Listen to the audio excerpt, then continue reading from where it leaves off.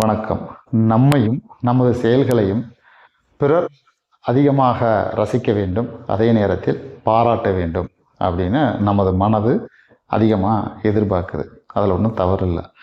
ஆனால் என்னைக்கு நம்மளோட செயலை நாமே ரசித்தோம், நம்மளோட செயலை நாமே என்னைக்கு நம்ம பாராட்டோம், அது நடந்து எவ்வளோ நாள் ஆச்சு அப்படின்னு நம்மை நாமே கேள்வி கேட்டோம் அப்படின்னா அது மிகப்பெரிய ஒரு கேள்விக்குறியாக இருக்கும்.